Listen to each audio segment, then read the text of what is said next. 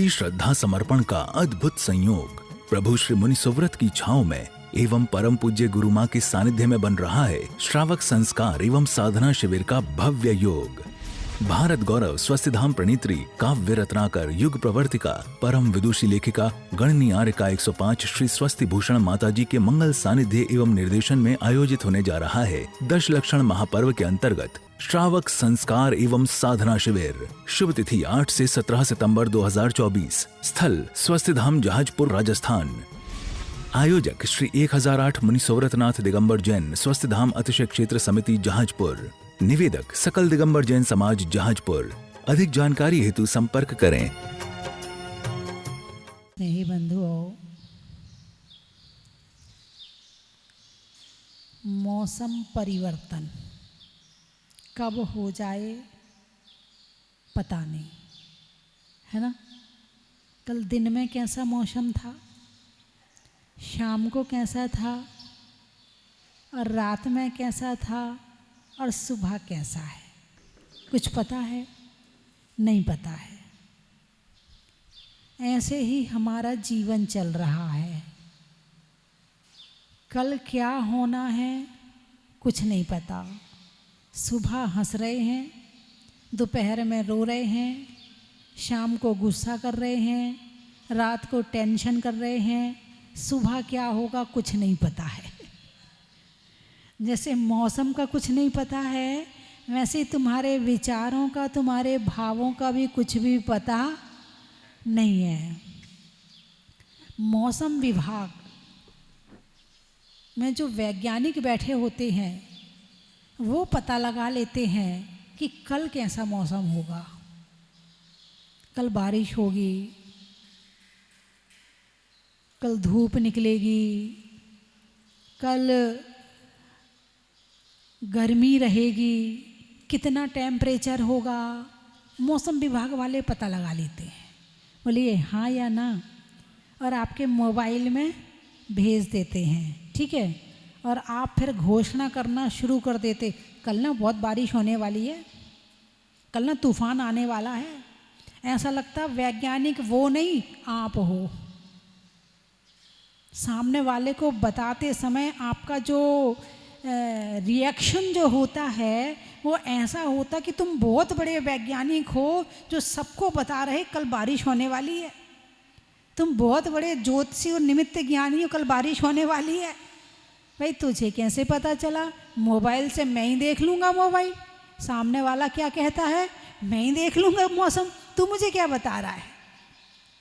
अखबार वाला बारिश, टीवी वाले बारिश, मोबाइल वाले बारिश, आपस में चर्चा बारिश, बारिश ही बारिश हो जाती है। गर्मी आएगी तो गर्मी गर्मी, सर्दी आएगी तो सर्दी सर्दी। बस इन्हीं चर्चाओं में हम अपना जीवन परिवर्तन करते रहते हैं। इधर मौसम परिवर्तन होते रहता है, इधर तुम्हारे चर्चाओं का विषय परिवर्तन होते रहता है, फिर रिपीटेशन होता है। इस बार ठंड बहुत पड़ेगी, बारिश बहुत हुई है, ठंड बहुत होने वाली, भाई इस बार गर्मी भी बहुत हुई है। तुम्हारी भविष्यवाणियाँ शुरू होती हैं क्योंकि तुम्हारे पास चर्चा का कोई और विषय है ही नहीं है, इसलिए जो तुम्हें दिखता है उसी पे बोलते रहते हो। ना खोज करते हो और ना करना चाहते हो। एक बहुत स्थूल जिंदगी जीते हो जिसमें ज़्यादा दिमाग की ज़रूरत नहीं है, ज़्यादा गहराई में घुसने की ज़रूरत नहीं है, जिसमें ज़्यादा अपने आप को केंद्रित होने की ज़रूरत नहीं है, एकाग्र होने की ज़रूरत नहीं है, हैं चंचलता में ही जिसमें सारा काम निपट जाए, बस वो ही काम चाहते हो। इसके अलावा ऐसा काम नहीं चाहते कि जिसमें एकाग्रता बने। बोलिए हाँ या ना, हैं? आप लोग यहाँ आके बैठ जाओ ना, सामने मेरे सामने आ जाओ, नज़र के सामने। टेढ़ी नज़र करके देखना पड़ेगा मुझे, अब सीधी नज़र से देखूंगी। कहाँ से आए हो? सागवाड़ा। अच्छा, साग लेके आए हो। चलिए, तो कहने का मतलब ये है कि परिवर्तन चल रहा है और उसमें ही हम भी घूमते, जैसे झूला है, तुम झूले में बैठे हो तो कौन झूल रहा है? झूला जाता है तो तुम चले जाते हो, झूला नीचे आता है तो तुम नीचे आते हो, मतलब तुम कुछ नहीं कर रहे हो, कौन कर रहा है? झूला कर रहा है। ऐसे ही तुम्हारे चर्चाओं का विषय है, मौसम बारिश का हो गया तो तुम्हारी चर्चा में बारिश आ गई, तुम्हारी चर्चा में भाई बहुत बारिश हो रही, इस बार तो कपड़े ही नहीं सूख रहे हैं, मैंने तो ड्राई किए मशीन में ऐसे ही पहन के चली आई, मैं तो आज तो कपड़े ही नहीं सूखे, आज तो ये ही नहीं हो रहा है, आज तो मैंने पकौड़ी बना ली, अब तो मैंने ये बना लिया। जितना बारिश के हिसाब का चर्चा है वो चर्चा में लग गए। मतलब किस में बैठे हो तुम? बारिश के हिंडोले में बैठे हो, बारिश के झूले में झूल रहे हो, वो घूमता है तुम घूम जाते हो, वो ठंड आती है तो तुम ठंड में बैठ जाते हो, तुम वो गर्मी आती है तुम गर्मी में बैठ जाते हो, बस इसी में ही जिंदगी निकल जाती है। जो पाने के लिए आए थे वो पा ही नहीं पाते हैं। बच्चों को समझाना तो खूब आता है, खुद को समझाना आता है कि नहीं आता है? और आने वाली पीढ़ी तो ऐसी आ रही है एकदम डिफरेंट, जो किसी की बात नहीं सुनेगी, जो किसी की नहीं मानेगी, जो मोबाइल कहेगा वो ही मानेगी, क्योंकि तुमने संस्कार डाल दिए। बेटा दूध पी ले मोबाइल देख के पी ले। अब वो दूध पी रहा है, दूध के साथ मोबाइल के विचार भी पी रहा है। माँ लोरी पिला के, भजन गा के, नमोकार मंत्र पढ़ के दूध पिलाती थी, वो मंत्र बन जाता था, वो औषध बन जाता था दूध। अब तुम मोबाइल दिखाकर पिलाती हो, अब वो तुम्हारा बच्चा नहीं है, अब वो मोबाइल के विचारों से संस्कारित है। जो अपने बच्चे को मोबाइल दिखा कर के खाना खिलाते हैं, टीवी दिखा कर के खाना खिलाते हैं, अब ये समझ लेना कि वो तुम्हारी बात नहीं मानेगा, टीवी और मोबाइल में जो आएगा वो उसकी बात मानेगा। यदि तुमने कुछ सुना करके, कहानी सुना करके सुलाया होता, तुमने कुछ भजन गा करके दूध पिलाया होता, तुमने कुछ अच्छी बातें सुना करके भोजन कराया होता, तो वो तुम्हारी सुनता। जरा सा रोया, ले मोबाइल ले ले, जरा सा रोया, ले मोबाइल ले ले। उसको चुप करने का एक ही साधन है तुम्हारे पास में, तुम्हारे पास दूसरा साधन तो कुछ है ही नहीं है।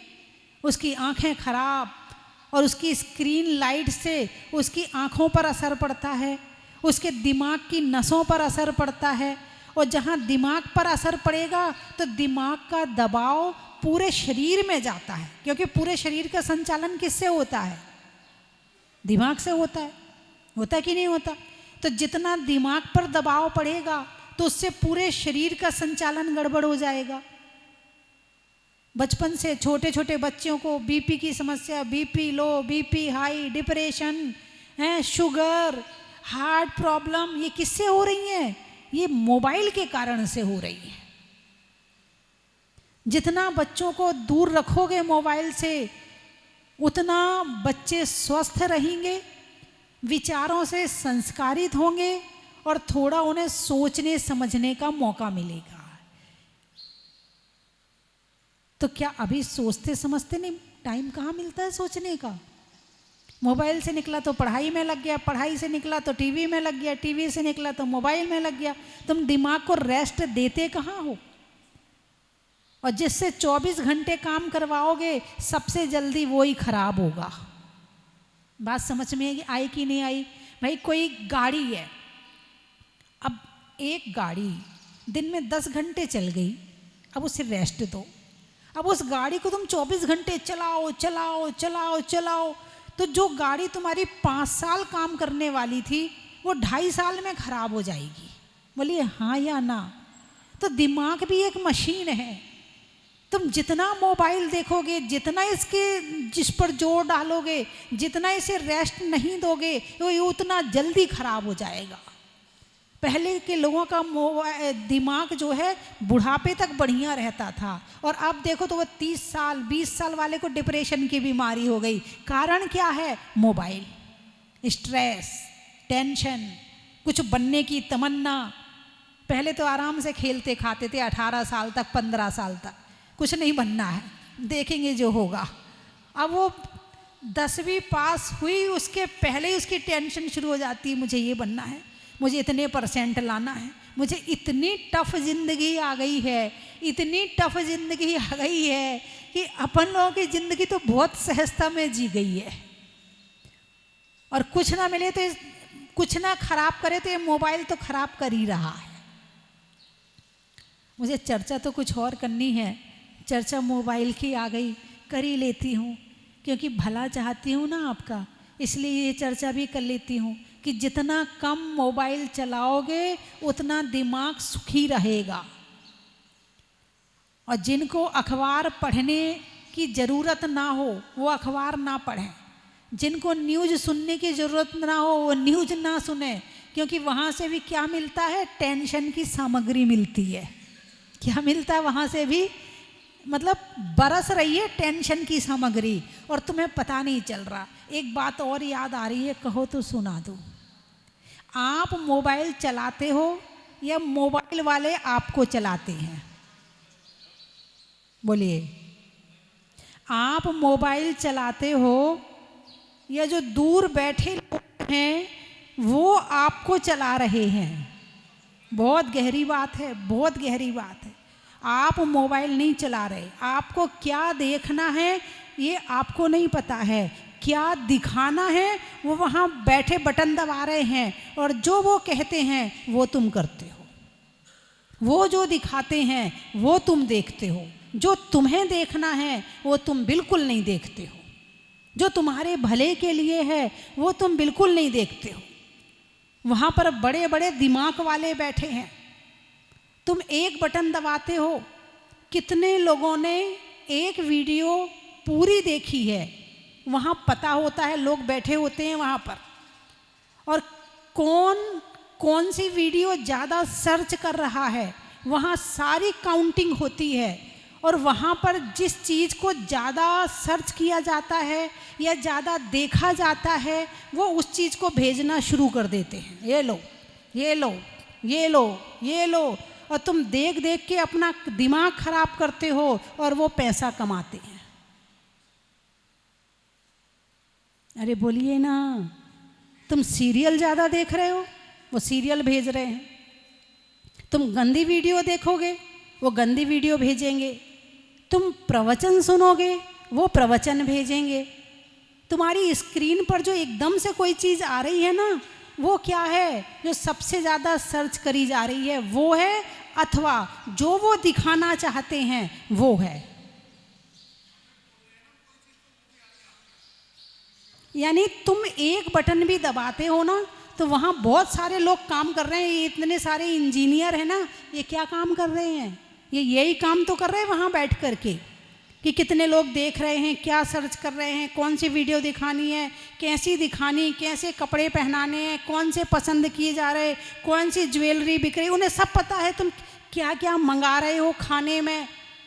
जो चीज़ ज़्यादा तुम खाने में मंगा रहे हो उसकी दुकानें ज़्यादा चलने लगती हैं। ये बहुत दुनिया का बहुत बड़ा फंडा चल रहा है, और तुम जैसे मूर्ख लोग हो जो उसमें फंसे हुए हो। जैसे तुम मौसम में फंसे हो वैसे ही तुम मोबाइल में फंसे हो। फंसे हो शब्द समझे, फंसे हो, ना छोड़ सकते हो ना छोड़ सकते हो, और देखो तो बुरा, देखो तो गड़बड़। बच्चे क्या देख रहे हैं, बड़े क्या देख रहे हैं, बूढ़े क्या देख रहे हैं, और तो और यहाँ तक भी वहाँ पर सर्च होता है कि कौन सी कौम कौन सी चीज़ ज़्यादा देखती है, कौन सी कौम, ये भी वहाँ पर सर्च होता है कि कौन सी कौम कौन सी चीज़ देख रही है। पूरे विश्व को उन्होंने मुट्ठी में कर रखा है, और उन्होंने विश्व को मुट्ठी में करने के लिए क्या चाहिए, दिमाग। तो तुम्हारे दिमाग को उनने पकड़ रखा है और तुम अपने दिमाग को नहीं पकड़ पा रहे हो। और जैन धर्म क्या सिखाता है, अपना दिमाग पकड़ना सिखाता है। ध्यान करो, ध्यान में क्या है, हमने अपने आप को पकड़ लिया। स्वाध्याय करो, स्वाध्याय क्या है, हमने अपने आप को पकड़ लिया। ध्यान से माला फेरो, हमने क्या किया, हमने ध्यान में नमोकार मंत्र की जाप में अपने आप को पकड़ लिया। जो जैन धर्म सिखा रहा है ना, तुम दुनिया के शिकंजे से निकल जाओगे। जो भगवान महावीर कह रहे हैं, जो षट आवश्यक है ना, षट आवश्यक, देव पूजा, गुरु उपासना, स्वाध्याय, संयम, तप और दान, ये जो 6 चीज़ें हैं ना, इसको जिनने भी आत्मा की गहराई से कर लिया, वो इच्छाओं के शिकंजे से, वो दुनिया के आकर्षण से, वो दुनिया की बातों से बिल्कुल बाहर निकल जाएगा। और एक ही उपाय है निकलने का, और वो भगवान महावीर ने कहा है कि षट आवश्यक, देव पूजा, भाव सहित देव पूजा। ऐसे नहीं कि रोज़ की रोज़ मर्रा, पता ही नहीं पूजा कब निपट गई, विनय पाठ कब हो गया, कौन सी पूजा में जल चढ़ गया और पूजा चल रही हो, विचार चल रहे। नहीं, भाव सहित पूजा, देव पूजा, अभिषेक है, गुरु उपासना, गुरु की संगति में बैठो, उनकी सेवा करो, वैयावृत्ति करो, हैं, उनके प्रवचन सुनो, उनके किताबें पढ़ो, हैं। स्वाध्याय में आ जाएगा जो आत्मा से संबंधित, ज्ञान से संबंधित, जो चारों अनुयोगों से संबंधित शास्त्र हैं, उन्हें पढ़ो। देव पूजा, गुरु उपासना, स्वाध्याय, संयम। संयम में क्या आ गया, अपनी इंद्रियों पर संयम रखना, आँखों से वो देखना जो तुम्हारी आत्मा के लिए अच्छा हो, कानों से वो सुनना जो तुम्हारे भले के लिए हो, नाक से वो सूंघना जिससे तुम्हारा बुरा ना हो, और मुंह से वो खाना और वो बोलना जिससे जीवन अच्छा बने। इंद्रियों पर संयम, मन पर संयम, क्या, देव पूजा, गुरु उपासना, स्वाध्याय, संयम, तप, अनशन, उणोदर, व्रत परिसंख्यान, रसपरितक, विविक्त सेशन, काय क्लेश, 6 प्रकार के बाह्य तप करना, उपवास करना, भूख से कम खाना, कभी घी छोड़ना, कभी तेल छोड़ना, कभी नमक छोड़ना, है ना, कभी काय क्लेश, थोड़ी देर गर्मी में बैठ के देखो मेरा मन खराब तो नहीं हो रहा, काय क्लेश, ठंडी में बैठ के देखो, यानी कष्ट सहन करना, कष्ट सहिष्णु। जो सुख में रहकर कष्ट का अभ्यास कर लेता है, दुख आने पर वो आराम से रह लेता है, और जो सुख में ही रहता है, वो दुख आने पर रोना पड़ता है। इसलिए थोड़ा कष्ट सहिष्णु बनने के लिए काय क्लेश नाम का तप बताया है ना। फिर जो अंतरंग तप है, प्रायश्चित, गलती हो गई, भगवान दोबारा ना हो, इसके लिए हम प्रायश्चित ले रहे हैं। विनय, विनय से रहना, है ना, प्रायश्चित, विनय, वैयावृत्ति, सेवा करना, किसकी, गुरुओं की सेवा करना, तो घर वालों की ना करें, नहीं, सबकी करना, जहाँ मौका मिले सबकी सेवा करना, वैयावृत्ति, वित्सर्ग, ध्यान। ध्यान भी तपस्या में बताया है, और तप का क्या परिणाम है, तपसा निर्जरा, तपस्या करने से पाप कर्मों की निर्जरा होती है। अब इनमें से तुम कौन सा काम करते हो जिससे तुम्हारे पाप कर्मों की निर्जरा हो और पुण्य का बंध हो, कौन सा काम करते हो?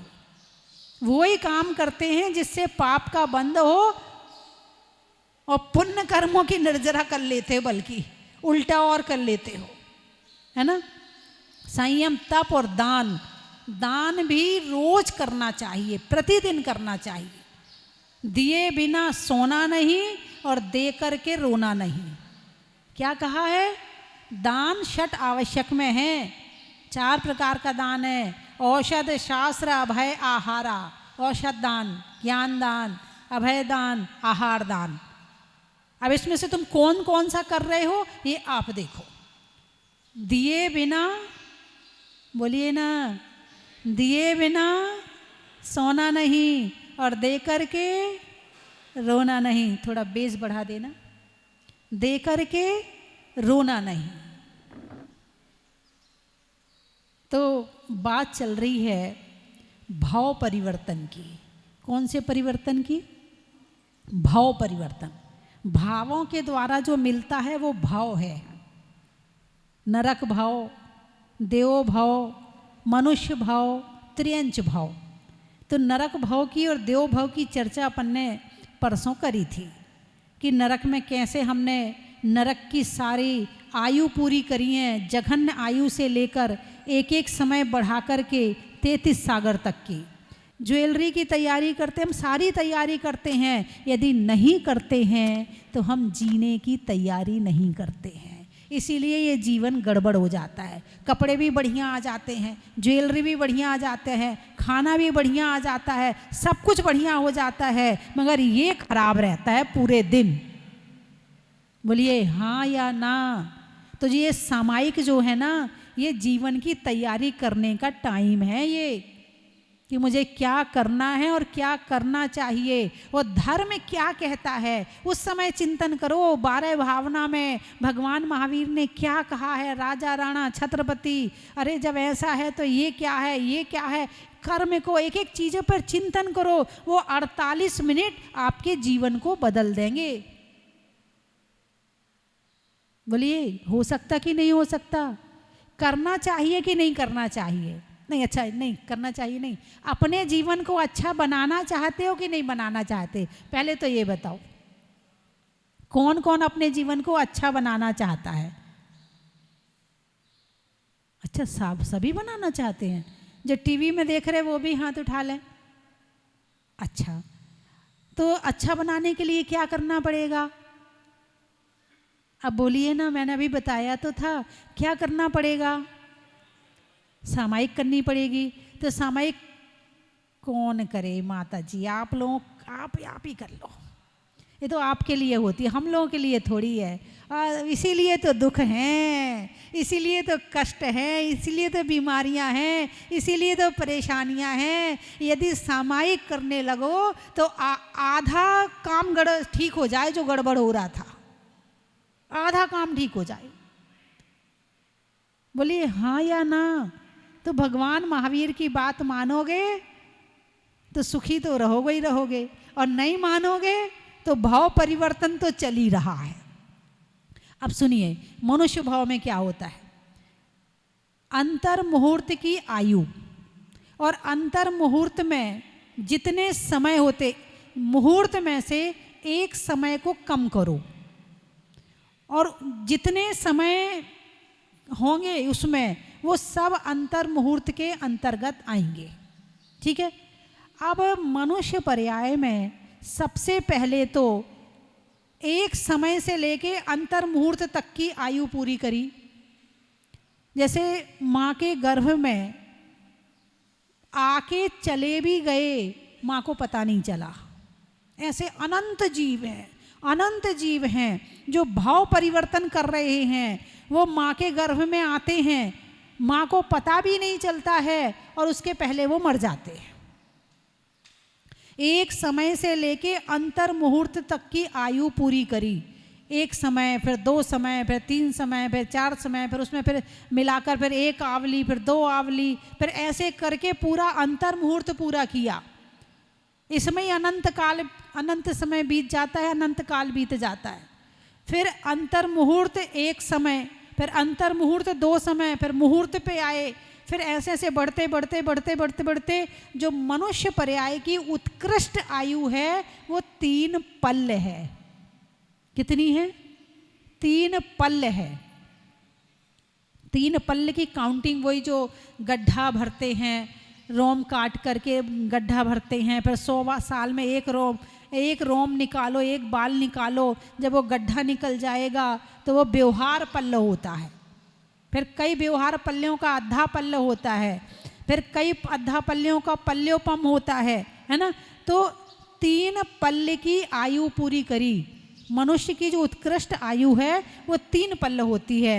उत्तम भोग भूमि में 3 पल्ल की आयु, मध्यम भोग भूमि में 2 पल्ल की आयु, और जघन्य भोग भूमि में 1 पल्ल की आयु, और चौथे काल में जो चौथा काल आता है उसमें फिर 1 कोटि पूर्व की उत्कृष्ट आयु। 1 कोटि पूर्व यानी 1 करोड़ में 1 करोड़, और पूर्व जो लिखा है 10 करोड़ में 10 करोड़ का गुणा करो तो जो काउंट आएगा तो 1 करोड़ में फिर उसके साथ में मिलाओ। तो 1 कोटि पूर्व की आयु चतुर्थ काल में, और पंचम काल में उत्कृष्ट आयु है 120 वर्ष, और छठे काल में उत्कृष्ट आयु है 20 वर्ष। कितनी? 20 वर्ष, केवल 20 वर्ष, इससे ज़्यादा नहीं जी पाओगे, क्योंकि दुख इतने हैं, भोग ही नहीं पाओगे पहले ही। अभी देखो कितनी आत्महत्याएं हो रही हैं, अभी इतने दुख है नहीं है, और आत्महत्याएं कितनी हो रही हैं। अभी दुख नहीं है इतने, अभी खाने का पूरा साधन है, रहने का साधन है, बुद्धि अच्छी है, परिवार अच्छा है, घर अच्छा है, लेकिन अब टेंशन की बीमारी हो गई, अब डिप्रेशन की बीमारी हो गई, आत्महत्या शुरू।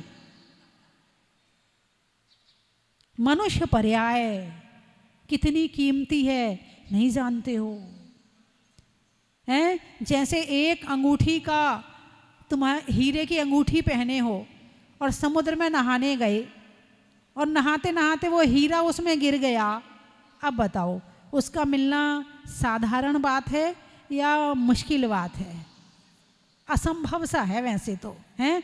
जितना वो असंभव सा, असंभव नहीं कहा, असंभव सा, जितना मुश्किल वो अंगूठी का हीरा मिलना है, उतना मुश्किल ये मनुष्य पर्याय प्राप्त करना है।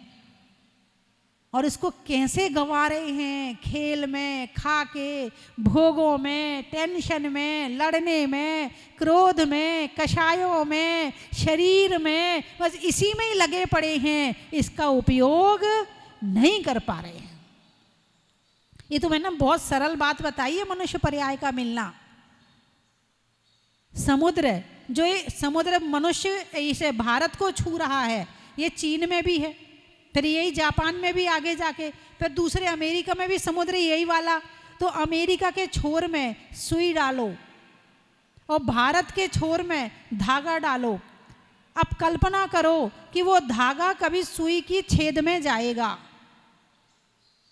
जितना कठिन वो सुई की छेद में धागा का जाना है, उतना कठिन इस मनुष्य शरीर का मिलना है। उसमें भी और वैसे भी मनुष्य तो कोई भी बन जाए,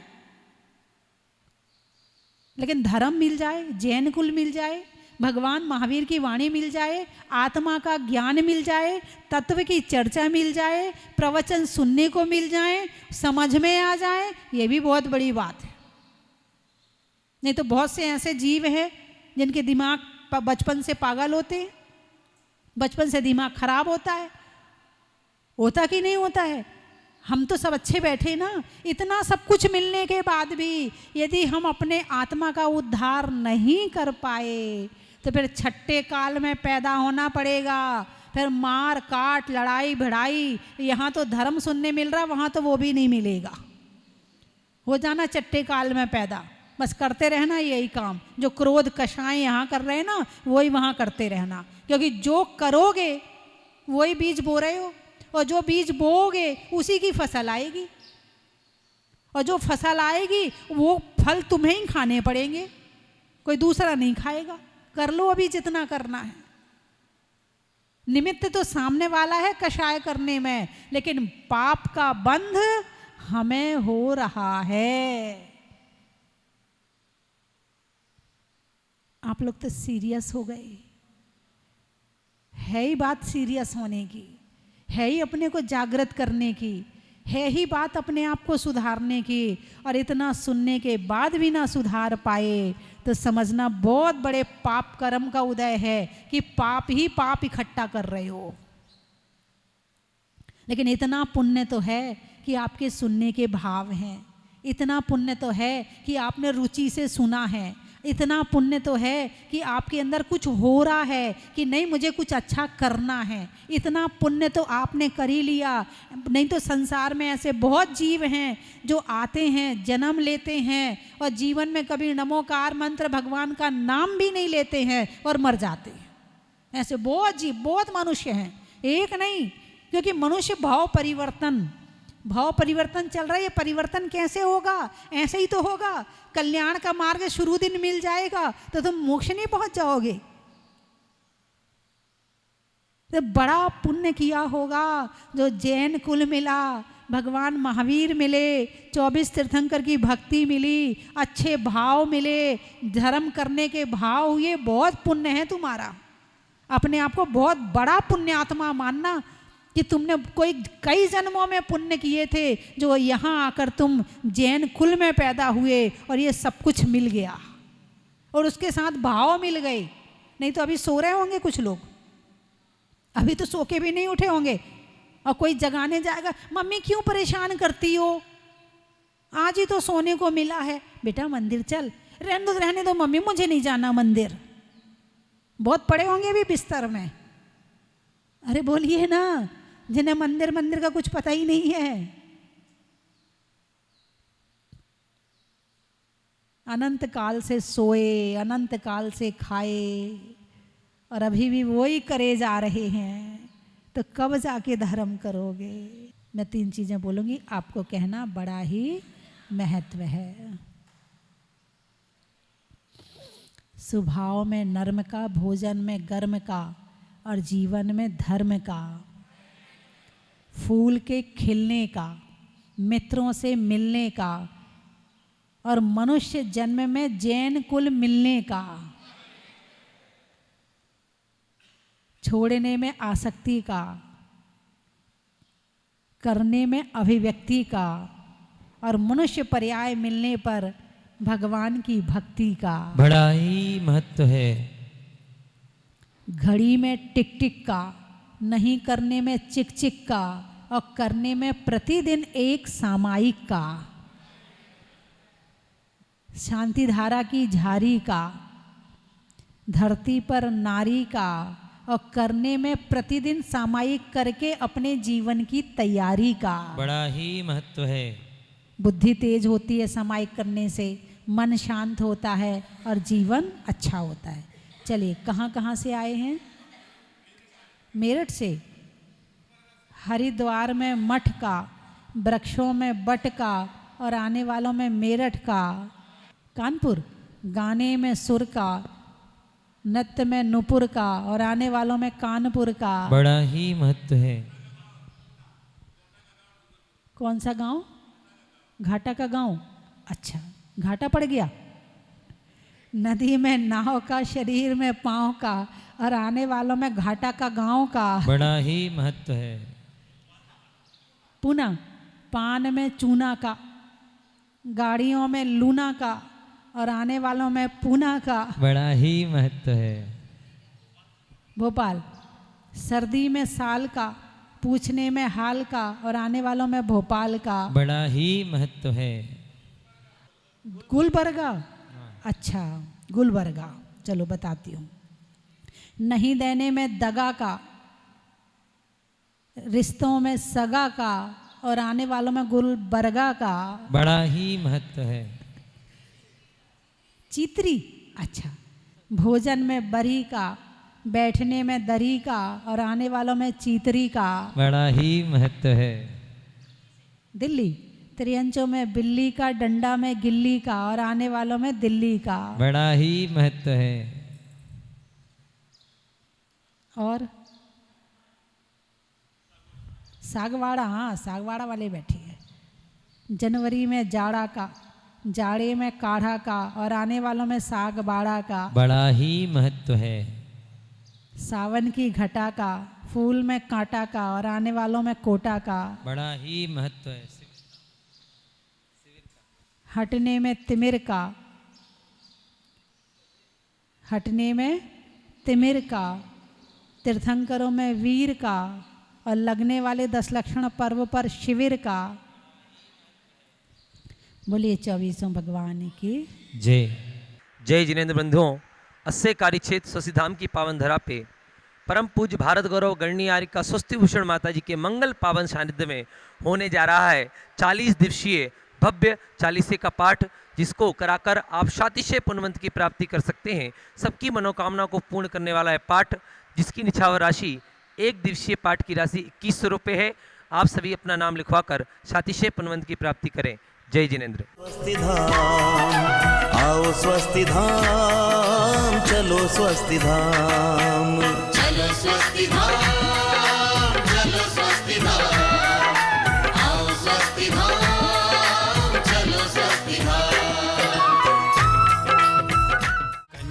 की थाल को सजाओ रे आज, रत्नों की थाल को भर लाओ रे आज। आओ आओ करे रे गुणगान आरती भगवन की, आओ आओ करे गुणगान आरती भगवन की। आओ आओ करे रे गुणगान आरती भगवन की।